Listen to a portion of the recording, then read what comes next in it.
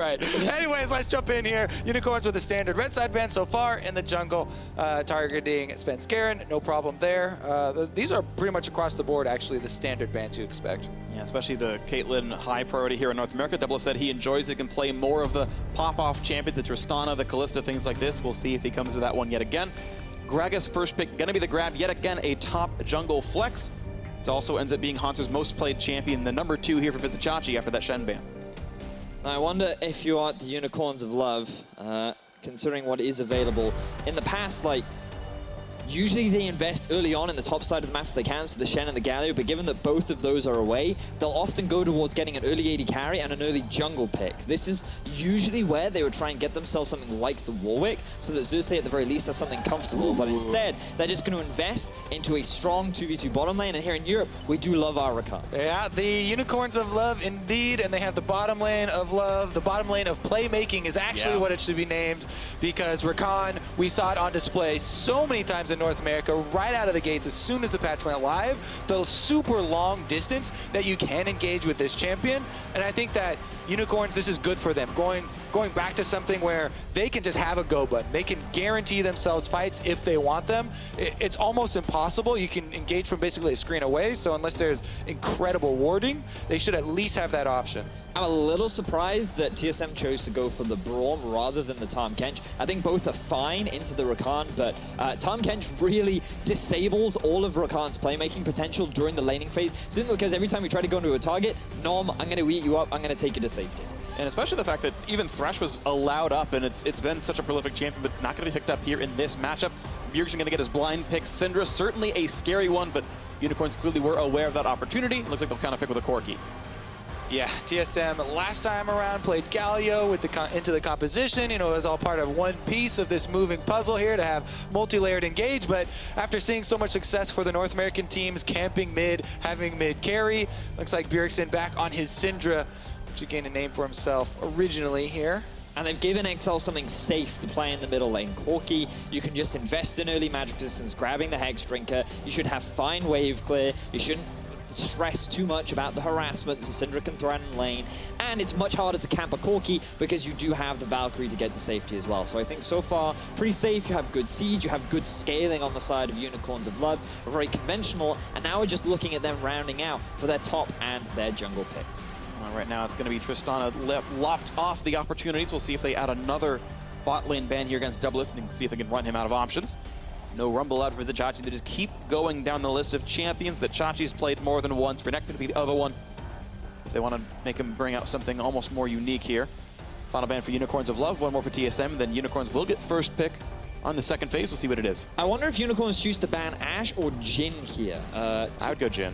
Popular champions for DoubleLift in particular. He's played a lot of Ashe, but recently in North America, you guys have been popularizing that Jhin pick. And over the last few weeks, it has been something that you guys have had a lot of success with. I mean, his buff's been very big, and the nice thing is he's got room in his build as well to tailor how early you want to power spike. Yes. Do the Yomus or not? Do you go double Energizer or an Essence Reaper late? And there's a lot of sort of wiggle room there to make sure he's the right amount of powerful. Yeah, definitely the long-range initiation potential and catches for Jhin is something that DoubleLift talked a lot about for TSM wanting to incorporate into their strategies. But then he said if they really wanted to win, they would default to Bjergsen in the mid lane on a DPS threat, you know, control mage type, and him as well on another DPS scaling AD carry. So they may very well just do that with a strong front line and try and play into the 5-on-5. I was just about to say, like, how much have you guys seen of Hecarim? Yes. Because he's a special of Xerxe. He loves it into low mobility mid lane mages as well. Champions like Syndra around the level 6 mark. This guy, he's going to stampede on you. Actually, a bunch. I've been playing Hecarim ever since, you know, 7.13 came out with the new Cinder Hulk. It did tremendous things for Hecarim's clear. The biggest problem for him was always the mana early on, especially in the jungle, and not being able to clear. Oh, we're getting so much. Lock it in. We're getting so much of what we wanted. We're getting so much of what we wanted to see here. Stop it, Phreak. We didn't talk about Gnar as well. Hecarim, though, it's awesome for him. He can build straight into the Trinity Force, plus the buffs there to the Cinder Hulk. Meanwhile, though, the Gnar. Why we wanted to see that one? Vedius, go. So much buffs to him. Oh, Irelia into Gnar too. Oh, we got the Irelia. Oh, this is so good. Yes. So many fun matchups. Unicorns of Love bringing out the special picks. We can talk. You know what? Let's save the matchup talk for when we get into game, Kobe. What do we think about these compositions? Because Unicorns of Love, to me, they actually have a great setup for 1-3-1, which goes against a little bit of what we're used to seeing from them. But I still feel like even though they have a 1-3-1, they're gonna go mid again. Yeah, well, if they do, it's gonna be rough as long as the game is even, because TSM have huge team fight potential, and they kind of talked about wanting to default back to that style sometimes to be a bit more simple, a bit safer. Doublelift on his pocket pick there with the last lock-in, with air quotes, by the way, with the Lucian, is definitely going to have a lot of mobility. The Braum, Gnar, and the Gragas are a tremendous front line for him to work around, so even the range, discrepancy isn't that big of a deal. This is going to be a fun one. Final notes from the coaches. We're going to see just which side comes out ahead as we close out day one of North America versus Europe. Rift Rivals 2017. The players and champions on your screen here. Vedius is jumping up and down with joy. I'm in a very similar boat right here. First, Irelia, I think we've seen in a lot of places. The Hecarim coming back in. If you're not Xerxe, you pretty much never see that champion at all. Going to be so fun to watch as it comes in. I'm not him, and I see it all the time. You play solo queue. No one cares about your Diamond 1 solo queue. That's true. But he has had so much success on it. Xerxe undefeated so far on his Hecarim. Will invest in the early Trinity Force. Let's see how successful he is against TSM. And there is a misconception, I believe, around Hecarim. So many people always default to, oh man, you got to farm on him forever. You wait till you get your Trinity Force. You can't do anything. But Ghost is actually a very powerful level 3 gank with Hecarim. Popping that, you can usually gain the advantage as far as summoner spells. The only problem is that his jungle can be exploited because the early blue buff is very important in being able to clear camps. And without that, you definitely expose a lot of your camps when going for gank. So most of the problem is, will the enemy jungler exploit you when you go for that gank? So you really do need it to be successful. Speaking of successful, the attempt at an invade, Biofrost throws a chair into some brush, and nothing comes in. Xayah waiting around the wings. Exileh, please, no. Do they know? It's not going to matter. Oh, it might. He went back to the right. He's been slowed. Lucian, one more hit will come in, and he's going to be okay. But he had to learn Valkyrie at level 1, which is bad. Yeah, learning Valkyrie at level 1 isn't as bad as blowing your Flash level 1. Yeah, but it definitely is not the intended route here. Meanwhile, a ward on that blue buff I mentioned. Blue buff so important for Hecarim.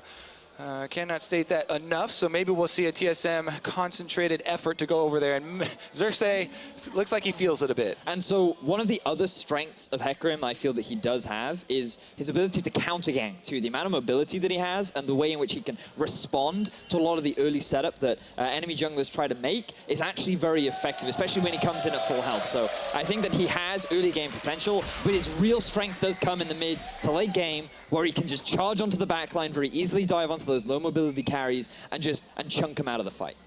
All right, so he's not going to have any chance of his blue buffs taken away. I do like this, starting on the blue buff.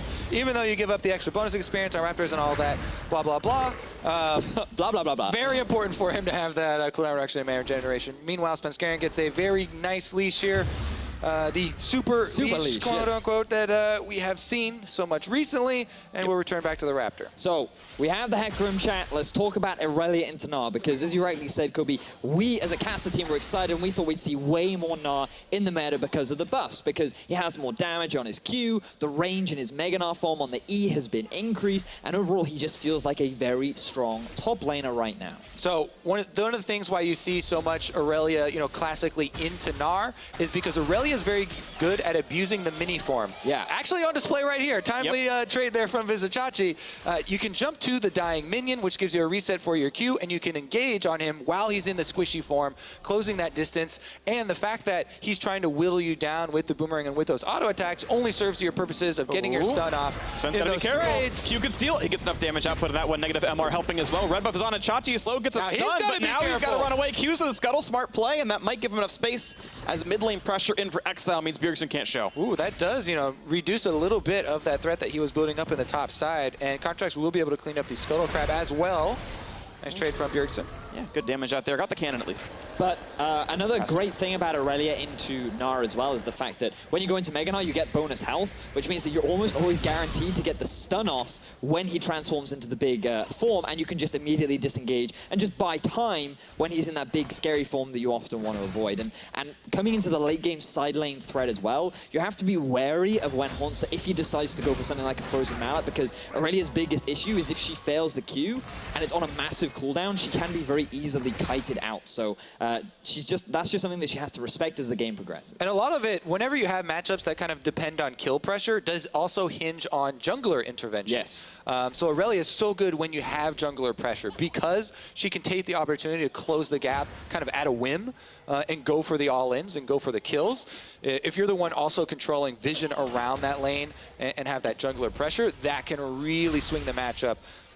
You know, get her that kill, feed her Trinity Force fuel that she needs, and get her to that burst point.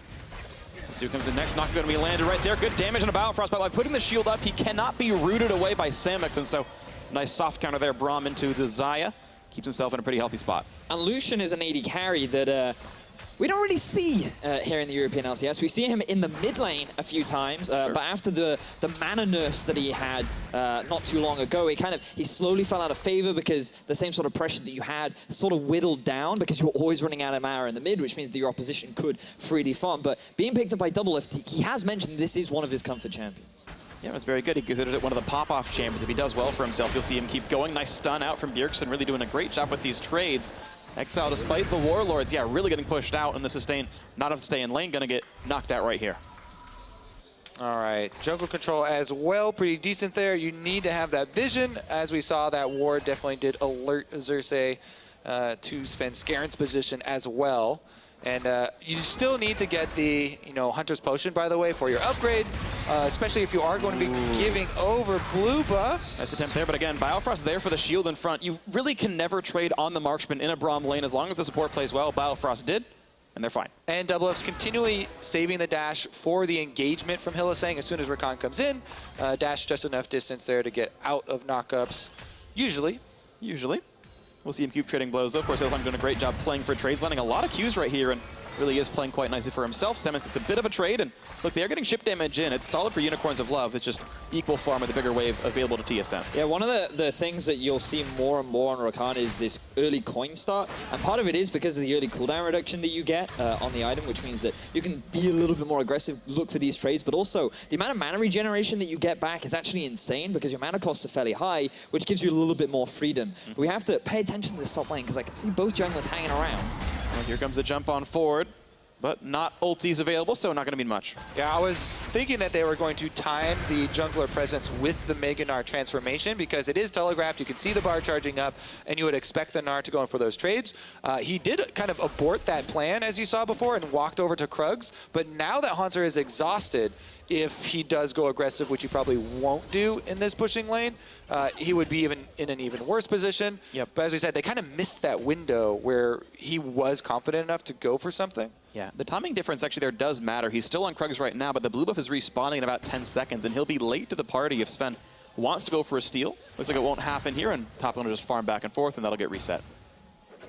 And in terms of how the early game has gone for both sides, things seem pretty even so far. Slight advantage for DoubleLift down in the bottom lane, but that's because he got to stick around for an extra wave as Samux decided to go back. So in terms of itemization, things looking very even all across the board. Also, though, there is a large minion wave here for Irelia to pick up, and she can CS under turret pretty effectively. Yes, he does kind of have to watch the health pool, but as you can see, he's managing the Corrupting Potion. You don't want to completely top off because you want to have that threat of your stun, obviously, for any potential dives or anything like that. So use your Corrupting Potion to kind of sit at that 70% of health mark, depending on your enemy's health, and continue with that threat while also getting the last hits with your Q. And speaking of continuing with threats, we saw Bjergsen now twice look to roam top lane. This time around, Hauntzer said, no. He's recalling, don't bother, just go back to your own lane. But Bjergsen has had lane priority for a while, and he's threatened Roam several times now. Yeah. And a stun. They stopped Valkyrie with that one. Good damage out of the Q. Thanks to the Null Magic Mantle. Exileh pretty tanky, but he might QR onto this. Look for a bit more damage. He is. Should survive it. Null Magic Mantle again at work. Health Potion, or sorry, Ruby Crystal there at work as well. So Exileh itemizing properly to not die here. Very much a pressure play to try and force Exileh back. He does have the Door and Shield, and he's relying on health pots. As we see another engage in the bottom lane. 2v3 for this one, looking for the tackle, gets a bit of damage on a Biofrost now. Will he go for the hard charge on a Biofrost, and he won't go for it? Braum's gonna stay alive. Yeah, good split there on the wall, and they kind of use the bull rider technique there for to DoubleLift waves the flag.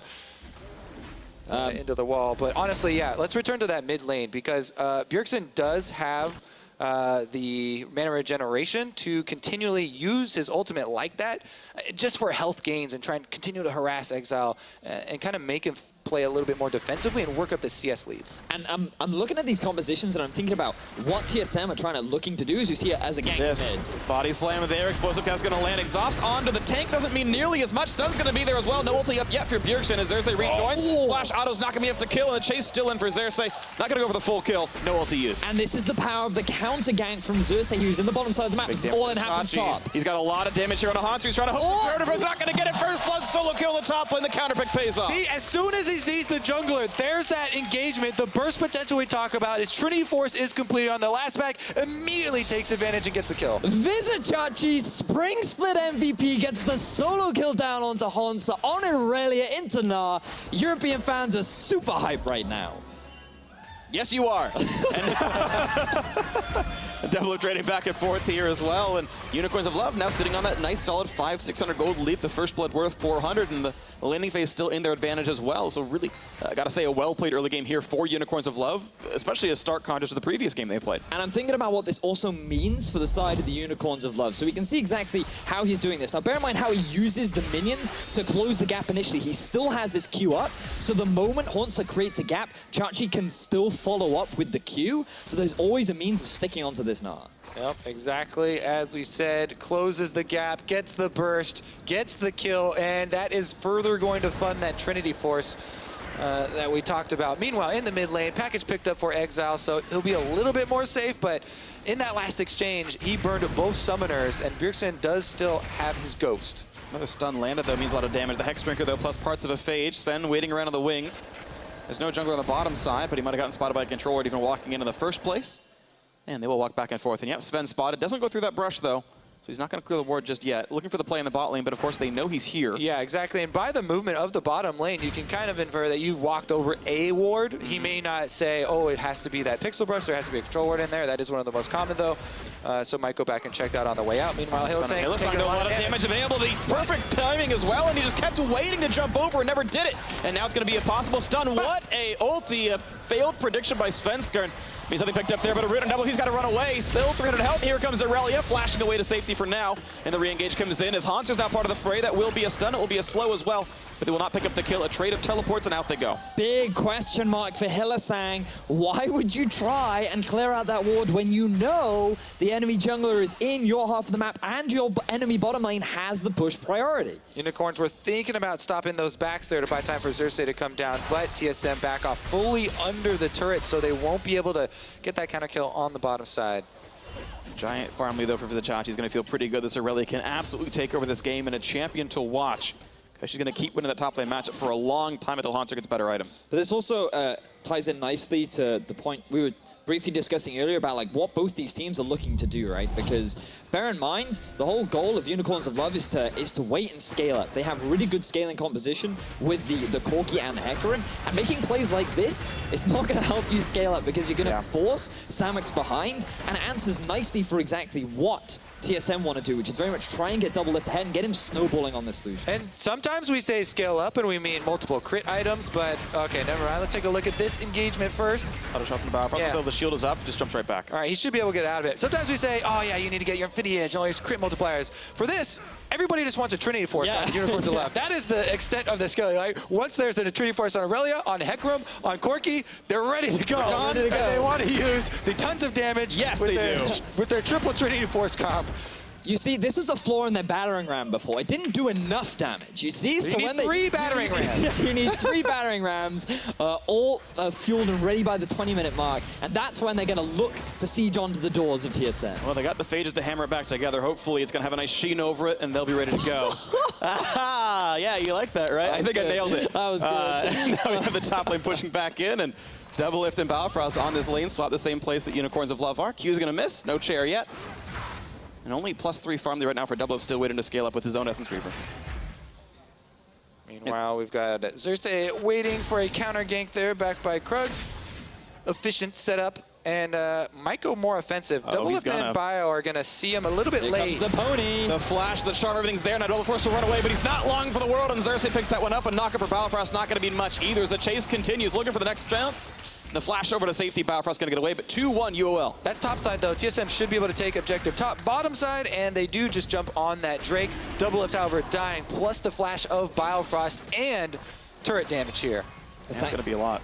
But thanks to that early kill, Xerxe now poised and ready to get that Trinity 4 spike. Irelia's already completed hers as well. UOL reaching the point in the game where they're poised and ready as Bjergsen goes for an all-in. No mana for any sort of movement here from Exileh. Exhaust really, really late, but Hextrigger still pops and it forces the flash, so double summoners out. He's But going. Bjergsen is ghosted. He's going to flash for the QE. One more couple of shots will do it. The W's going to land. One more Q. There it is, and Bjergsen knew there was no way back out for Exileh. The late exhaust certainly meant a lot because almost none of the damage is blocked. Takes him a bit longer, but Exileh eventually does go down in the 1 versus 1.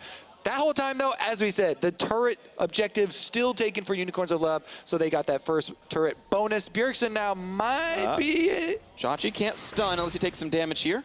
Forces the run, though. Did have the flash, thought he might go for a play, instead decides not to. But I think the big mistake there from Exileh was the fact that he tried to stick around without having enough mana to try and trade back against Bjergsen, because Bjergsen, he invested a lot, but now we see a lot of investment from TSM at the top side of the map. Oh, Biofrost finds himself. Samux doubles in there as well. The flash is already down, and there's no quite way out. Looks like the call is to back up because the rest of the team is coming. Here's Hylissang.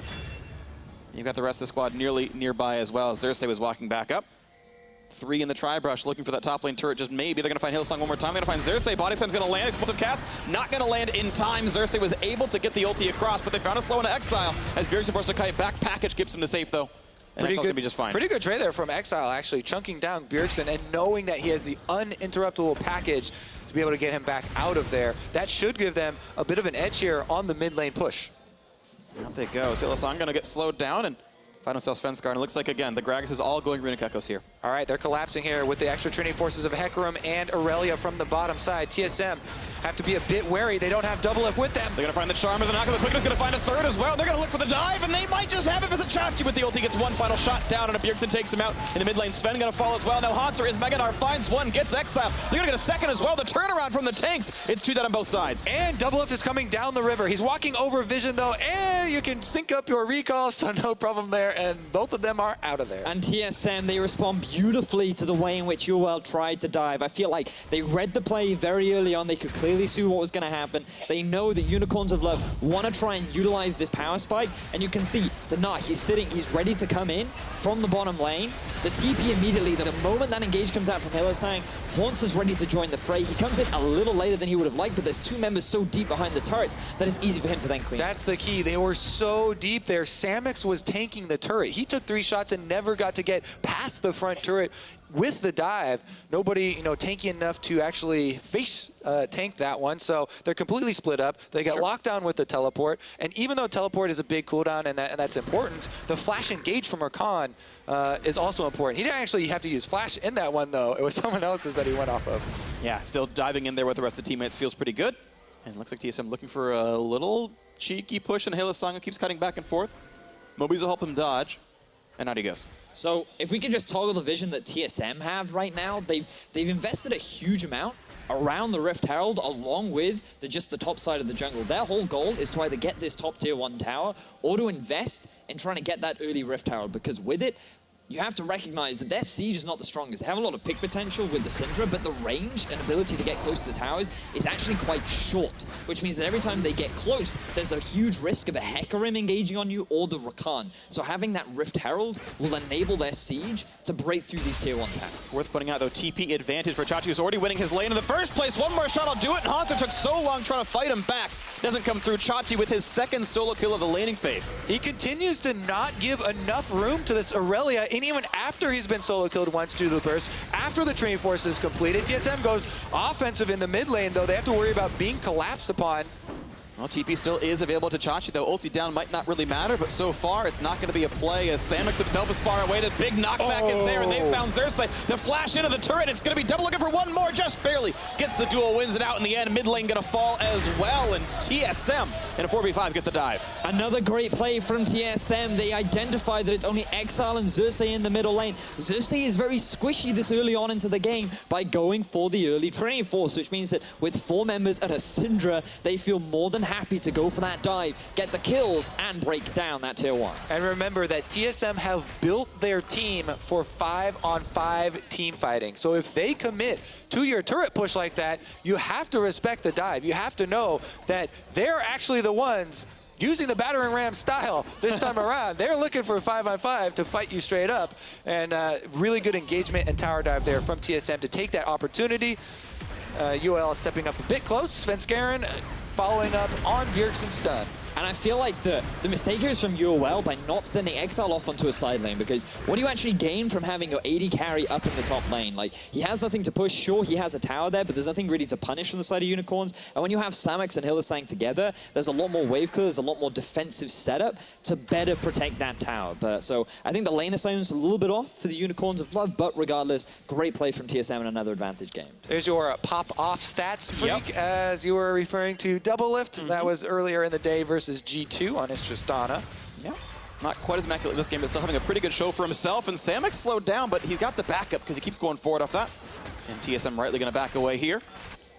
So I'm looking at other possibilities for both these teams now, because the whole goal now for both Xerxe and Vizicsacsi, I feel, should be to get tankier, and you then shift your damage towards your mid lane and your AD carry. With the Corki, you do have good scaling because you expect him to go towards the Infinity Edge and then the Rapid Fire and the Static Shiv. And for Samux, he's going for the full crit build with the Essence Reaver, the Eye Edge, and Static, maybe Rapid Fire, maybe even Phantom Dancer if he wants a little bit more survivability. So I want to see tanky stats now from the jungle. On Hecarim, you almost always build full tank after your Trinity Force, unless you're in solo queue. Yes, Phreak, like me, you want to go Yomus and you want to one-shot people. It does feel good. With that. But as we said, TSM are building for that 5-on-5, so you kind of have to make a choice. Do you want to keep Irelia split pushing in the side lane for that side lane pressure to gain the setup and gain that vision?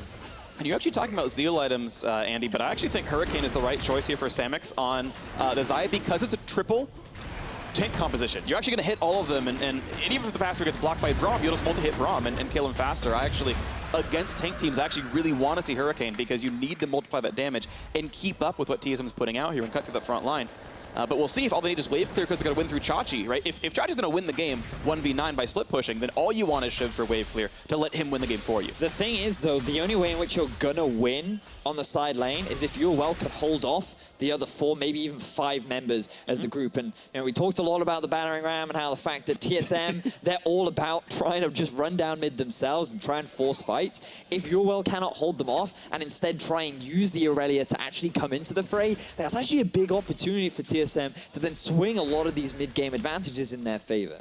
So Phantom Knight's going to be the choice for him, actually. More dueling power to make sure he doesn't get 1v1 by DoubleLift or Bjergsen, and it has its own merits, of course. DoubleLift himself going Rapid Fire Cannon, which I like as a slightly winning team and helps you push into those fights a little bit faster. I don't think they're really going to lack for damage. I think that was a good choice. Hauntzer now going to kite away. He's Mega Gnar and says, yeah, I'm going to hide. Vizicsacsi might try to kill me, and he doesn't have great wave clear just yet. Defense to the top side, the damage is going to be nothing, and you can see that Samux, when he's not very heavily contested, can wave clear just fine with his Xayah. Yeah, I do like the thing around Rapid Fire Cannon as far as getting the extra range for your pot shots you want to take on the turret to get that little bit of damage and whittle down and get a bit more pressure when you're grouping up in the 5v5. You can, here we go for the engage. The big knockup's going to be there. Svenskeren dropped pretty low for himself, gets a quick shield, tries to flash away, but here comes the charge back in for Xerxe.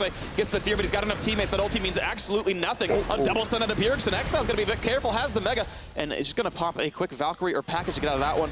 He's going to kite back a slow, and Hylissang could be a bit dangerous, trying to jump in, and he's stunned, so he can't join the recall just yet. Flashing, but maybe what for is the Summoner Heal not going to buy him enough time. Kill picked up. Here comes Featherstorm, and not going to pull them back on the Blade Caller just yet. Now the tackle back into the turret. Blade Caller not going to land. Still cutting back. Kill currently comes through to Vizicsacsi. Rejoining the fight. His 4th kill of the game. What a split call from TSM there. They were literally all together 4-man, and Bjergsen's walking back to the mid lane while DoubleLift is going for this dive because he, caught out Hylissang. In the end, they do get collapsed on and do get traded on. I think that was a bit of miscommunication maybe. In the end, they still get the turret, they get the kill, they get the pressure. It wasn't disastrous. Could have been a bit cleaner though. But think about what UOL gained off the back of that too. Xerxe, he picks up another kill. UOL, they're able to take down that mid tier 1 as well because Bjergsen, he tried to join the fray in the top side of the map. So Unicorns, they're constantly answering these plays that TSM make, and I agree, I feel like the TSM, they weren't entirely on the same page. They could have been happy with the harassment that they got down, but it felt like they wanted to try and get this teleport out from Xerxe so that they had an advantage to play around. But Hauntzer, he still TB'd in just at the very end of the fight where he could have no real value. So we'll see what comes in next for this one. The TP traded at least in the very two of them, and that's almost a positive for TSM, though, to trade teleports and have them be down because it means the map is going to be a bit more split up. They can't call their top laners back into the fight. Hauntzer has to leave and walk over if he wants the team fight, which will give time to Vizicsacsi. Blade of the Ruin King done. Merc treads in, now building towards tank stats with that Ruby Crystal. Righteous Glory in for Sven. You talked again about it being split push versus team fight. Sven needing to start these out with the Righteous Glory. Well, Biofrost found out that puts the shield up. He's got to buy a bit of time. Ulti is, I believe, not quite available for a few more seconds. Actually, Xerxe forced to jump away with his own. The Onslaught of Shadows. Onslaught of Retreat here for this. Sven still holding the front line. Hylissang cutting back and forth, waiting for his chance to jump. Gets away from the stun. And look, Unicorns of Love, they're grouping up as a 5. The Irelia's here with the team. Very classic Unicorns of Love style, but they're the ones being pushed back. Yeah. Irelia gonna be knocked back, though. They're gonna find Rakan. He's got no way out. Hylissang gonna get shut down by DoubleLift, his 3rd kill. I mean, you have an Irelia that has that guaranteed advantage. Right now, though, TSM, group up as 5, use the composition to just straight brute force down mid lane. The Trebuchet is going to knock down more of the castle walls as mid lane 2-2 going to fall. They found the stun. They found the Mega Gnar. They're going to find 2 more kills. Why even bother defending Unicorns of Love? Terrible at ARM in this game. I mean, you're looking at the forms of engage that they have with all the Gragas, the Gnar, the Braum as well, and they're effortlessly used at these turrets over and over again to grab kills. Now it's onto the Baron though, and there is a chance for Xerxe to try and get in there. But with the battering ram broken, he can't break down any of the walls. There's no way to jump over the freight train without an ultimate right now. No more battering rams, okay? We're done with the rams. They found the stun though, and Xerxe has been taken down from long range, and 1,000 health left on the Baron. Sven does have smite. There's no way about it. He's going to grab that one cleanly. TSM in complete control of this game. One more attack would stun Xerxe, but they're not going to find it. And it's just so typical of the Unicorns of Love when they have a perfect opportunity to set up the 1-3-1. They group up mid, or rather in the river, and they try to find some kind of fight or opportunity or pick. And you can just see that at this point, like, there's no ultimate available for the Hecarim. Their main engage tool is gone. Because they've split up and Xayah is going through the jungle, Hylissang just gets caught out and he can't be used to start a fight either. So TSM, they have nothing to be afraid of. And rather than concede the tower, UOL still tried to fight. And then you get this beautiful engage off the back of TSM. Yeah, Hauntzer able to get in there with the Gnar. Oh, double stun into the wall. Svenskeren had his engagement earlier, and TSM able to use their 5-on-5 with Baron buff now to threaten turrets. They're going to be very threatening here in this one. 26 minutes in, not quite going to find the stun. They will get a slow, but he's able to jump back here to Samux. Hylissang going to stay safe for now, but running out of tools. And this will be a destroyed turret. 5-3 the turret score here. 2 drakes picked up, a 3rd one spawning in 15 seconds. That will be lower down on the priority list right now as the mid lane is under fire, and Hauntzer trying to run away, but he's not going to be able to easily. Flashes to get away from Onslaught of Shadows. And they'll get a hook shield from Biofrost to stay safe. Now the re-engage. They found one. They found a slow. Vizicsacsi running out of health, and Biofrost with the steel chair takes him out. 2 for 0 so far. The escape again for Exileh. The package going to buy only a few seconds of time as mid lane inhibitor turret going to fall. 5v3 for TSM, still with the Baron buff. And TSM, they're just so effectively snowballing this lead. They have all 5 members alive. There's no support, no top laner for UOL. And TSM, they are not stopping. Looking to take down the turrets right now. The stone crumbling in front of them, turning UOL into firewood. As they're going to knock down one more Nexus turret. As soon as they put the attacks in, they force Exileh back onto the fountain after Valkyrie, and Biofrost not even taking damage anymore. Hauntzer cutting back and forth. Wants to kill Samux, can't quite get it. But looking for the side here, and this one is Hecarim kiting back and forth, looking for the play. No turrets left alive. Can they defend as the teammates are respawning? Xerxe gonna take some damage. Look for the knockup. They're trying to take down Hauntzer, but they can't quite do it. Now 4v5 as Vizicsacsi respawns into this one, looking for the play of Rampage for DoubleLift. 3 kills already coming into this one. Can Xerxe get anything done? It looks like he cannot. The team staying alive. All 5 of TSM are there, and there's no opposition left. A quadra kill for Bjergsen. making his triumphant return to Europe as TSM gonna make it happen. 18-6, waiting in the fountain, letting minions do the dirty work. And that's GG. TSM 2-0, North America up 4-2. TSM themselves undefeated here at Rift Rivals after day number 1. Really strong mid-game showing there, and Unicorns of Love could not take advantage of the Irelia, could not take advantage of their split push to set up anything in the mid-game. They just got run over. And I was really impressed with the way in which TSM were able to play that mid-game. The fact that they just grouped up as a 5, they recognized what they needed to do, try and avoid Xayah on the side lane and just drag him to the rest of the team. And Unicorns, they fell for it. They didn't even try to apply pressure on the side lane. They didn't utilize the strength of this Irelia. And while it was an exciting pick at the start, they just could not make it work. It was effective for the first 50 minutes. He went from 4-1-0 to 4-4-0. In the duration of his teleport being down, he stuck with the team and could do nothing in teamfights. It's a full squishy build. Trinity Force and a Ruin King, and lo and behold, when you've got 5 stuns in the opposition, it's hard to be a full squishy melee champion. That's exactly what happened to him. TSM, though, strong team fighting, and honestly, very solid by them. It's going to be the closeout here of day 1. Of course, there's going to be 12 more best of 1s over the next 2 days, and the climactic best of 5 for the 2 winningest teams, 1 from each region. So far, those smiles for TSM coming in, and you expect NA to get better from here if jet lag is part of the situation. And honestly, I thought coming into the day there was a decent chance of NA going 0-6 because they had all flown over within 48, 72 hours here.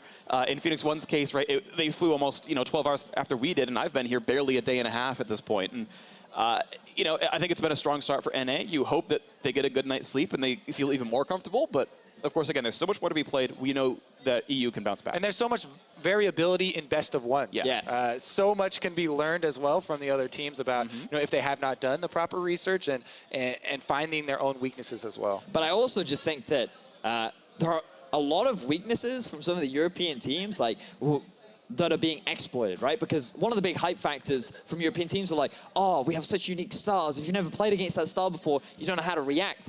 And a lot of the North American teams are just like, what if we just get a 10,000 gold lead in the first 10 minutes of the game? What are you going to do? And then Europe like, oh, no, that's not supposed to happen. Yeah. And I do think that a big part of it is just because of how active these junglers are being in the early game. I've been really impressed with North America's just jungle present and where they're investing their early game. I totally agree. Honestly, we've had a couple of different record-setting games, and more than just one, where it's one of the NA teams' best lead of the entire split, and one of the EU's teams' worst deficit the entire split at like a 15 or 10 or 20 minute mark here. So you're right that these early games have been completely unlike any other game this split. And these, group stage games also, you're kind of just competing against your own region anyway, because even though you're playing against the other region's teams, what you're playing for is the record at the end of the day to see who plays in the final.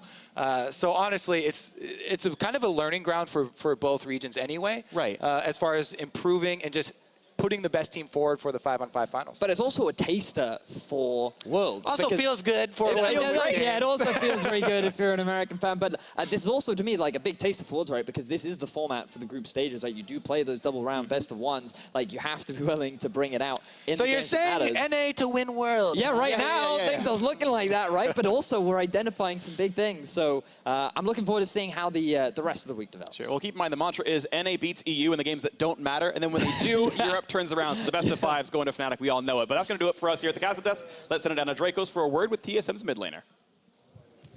Thank you very much, Phreak. I am, in fact, joined by Bjergsen, victorious yet again on the day. So tell me, playing up against Unicorns of Love, was this a big challenge for TSM? Because you guys made it look pretty clean.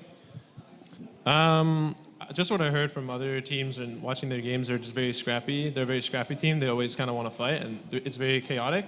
So that's kind of what I expected going into the game.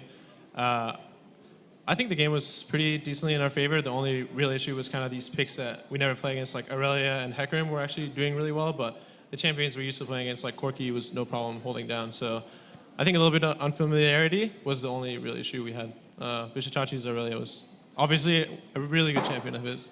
Definitely looked good for him, but it seems like you guys did a really good job of minimizing the impact of those like unknown champions. Was this a conversation that happened in pick ban when you saw these crazy picks coming in? Did you guys have a strategy ready for it, or did you kind of just play it by ear, so to speak, as you went into the game? I think we watched a little bit of how they play with Hecarim, or just that he plays mainly to farm in the early game. He didn't have a lot of impact, but the Irelia pick, you can't really prepare much for. It's just a champion that everyone on our team has played against a lot over the years. It has been meta a lot in the past, so it's not a new champion that no one's ever played against. So it's just about thinking back to, oh, what does Irelia do? What are her weaknesses? For example, when she jumps into a team fight and she has two like offensive items, Triforce and Borg, she just blows up. So that was one of the things that was really easy for me to recognize and just kill her in team fights. Definitely saw it pretty repeatedly across that game. Now you are back in home turf, maybe not in terms of competitive League of Legends, but in terms of origination. How do you feel about playing in Europe, playing on European soil again? I like it a lot. Just seeing a lot of the people that I knew from here in Germany or at EU LCS, seeing a lot of my friends from the European teams, and playing EU solo queue has been a pretty good, has pretty good time so far. I don't know, it's been really nice. Obviously, feels better when we win. Everything's a lot more fun when we win, but it's been fun. Well, speaking of that, NA is now at 4-2. Now, Phreak had some interesting predictions about Fnatic coming in, taking the best of 5 in the long run. But do you feel like we've already seen today that NA is greater than EU? Oh, man. I don't think you can judge off of just one day, because I think a lot of things can change. It comes down to which teams are adapting the best throughout the tournament to the opposite meta. I can't say NA meta is better or EU meta is better, but obviously there's been different priorities, and the teams from both regions are going to try to adjust to what the other teams are playing, and then we're just going to see who comes out ahead in terms of that.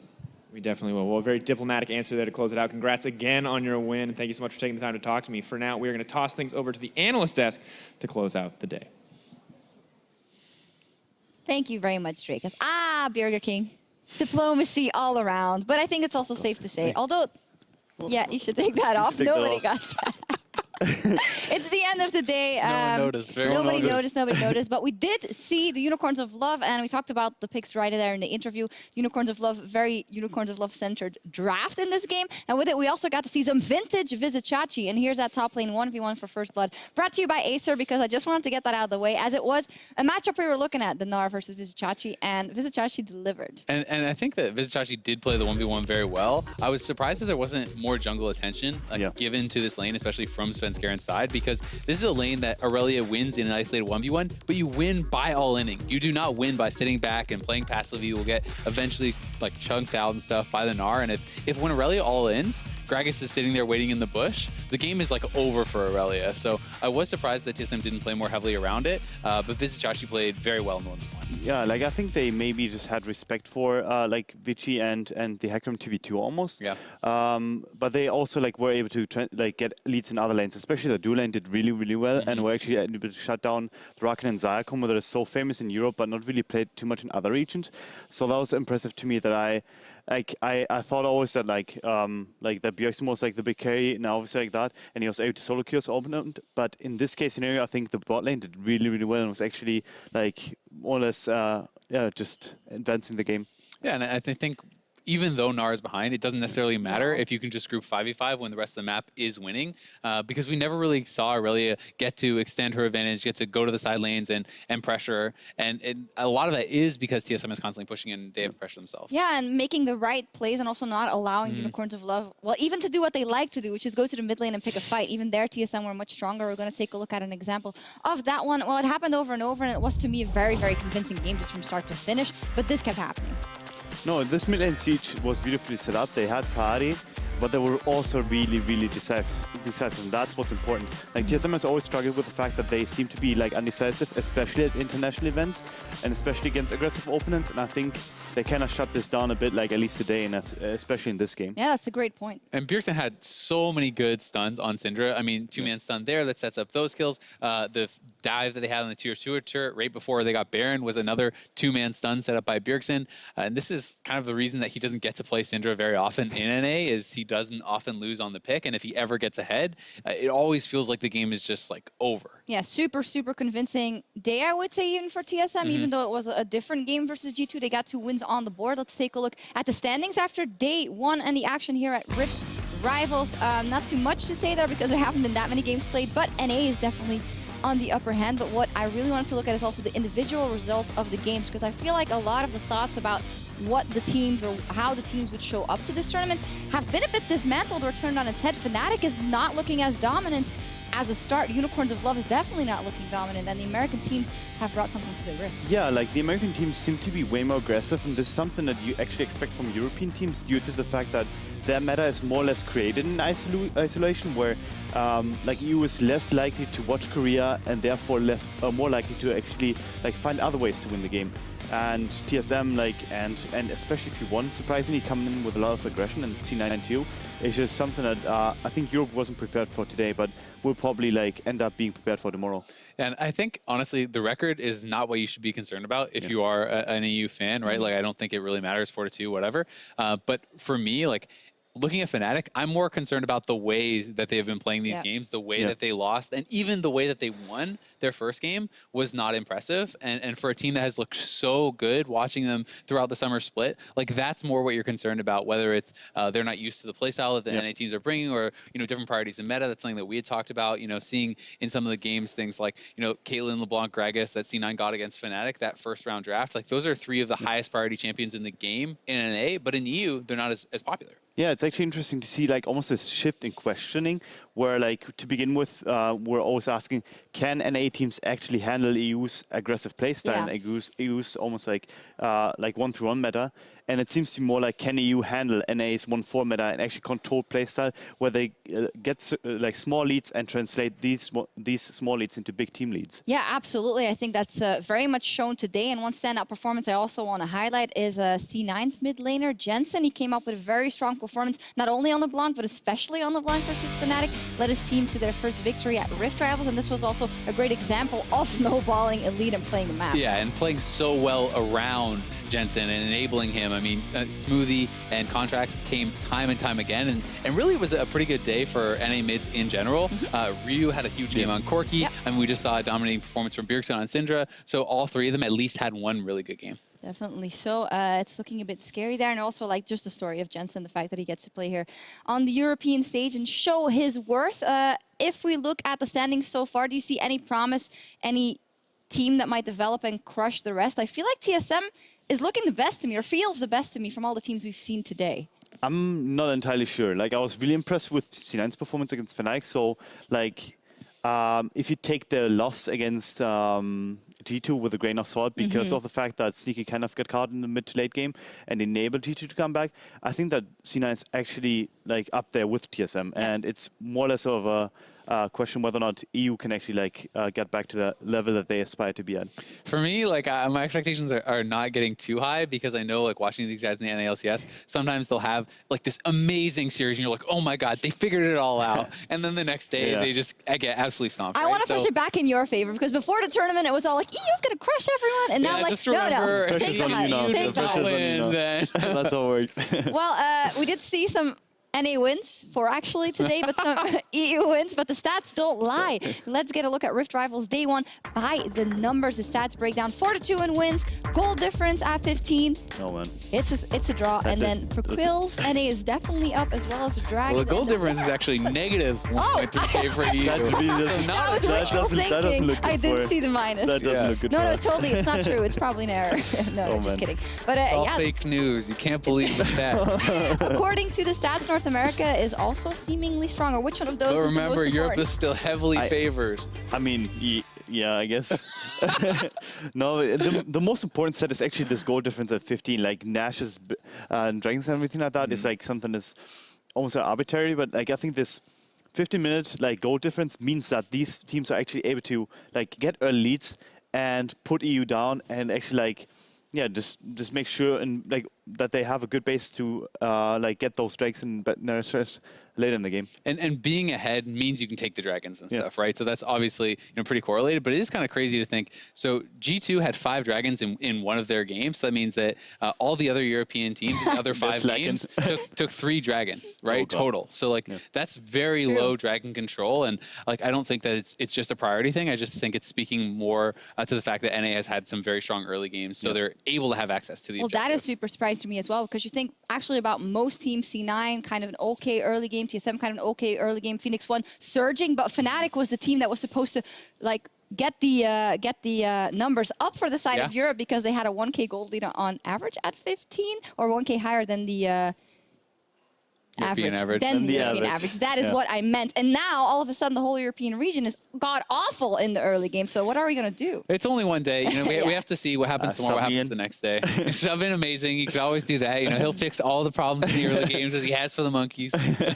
No, I mean, I think that EU teams just have to draft less cocky. They have to actually acknowledge that these are not low-tier EU teams that they're going to be crushing. Those are top-tier teams that have Korean experience behind them too, international experience behind them too, because all of the 3 NA teams are backed by Korean coaches as far as, or besides TSM, but they still have this Korean influence where they look at 1-4 metas and they look at how to control the early game in order to set themselves up for an evenish game or even being ahead. So I think EU has to take a step back, acknowledge that they're not as good as they thought they would be, and just learn from the enemies. Yeah, a lot Adaptation. of impressions. Adaptation, a lot of impressions of day one, and we still got 2 full days of as many games as today. More regional battles coming up tomorrow. Cloud9 versus Unicorns of Love will be kicking off the action at 5 p.m. Central European Summer Time. And then more of the same. TSM Fnatic is also coming up, a 3rd game of the day, and they all look incredibly interesting. One in specific you guys want to see? TSM Fnatic. I think that is the one that most people would have pinpointed coming into the tournament. It's still the one I'm looking at. I mean, TSM had a better start to the tournament than Fnatic, but that does not mean that they're favored, I think, at all tomorrow. So Fnatic, if there's a game for them to bounce back in, taking down the #1 NA seed would be a big win. Yeah, it would be a great sim for them to do, especially after Caps kind of get crushed after against the other NA mid laner or EU NA mid laner, however you want to put it. I think he wants, he wants to put pull back to and actually make a statement game for himself to establish himself as the top EU mid laner. All right, we'll see a lot to look out for tomorrow, and it's time for us to log off for the night. Thank you so much, and thank you guys for joining me on the desk all day to cover all the games. And join us tomorrow for part 2 of this regional clash between NA and EU. Have a great night. Ladies and gentlemen.